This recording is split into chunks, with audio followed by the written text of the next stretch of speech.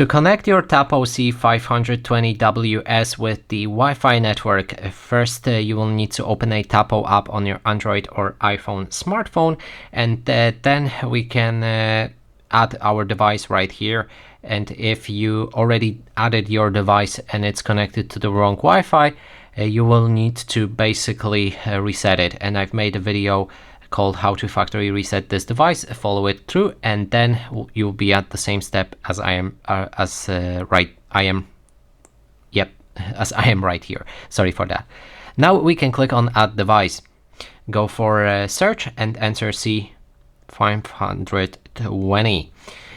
We can click on it and then make sure to read the code on the back of your camera of which version you have.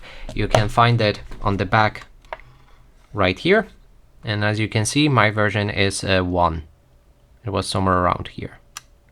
Yep, it's 1.0.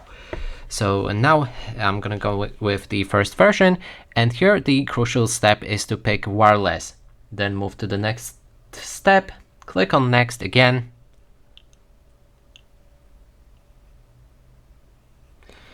and you should see a pop-up like this, select connect. And then you can choose whichever Wi-Fi network you want to connect it with. And that is basically everything.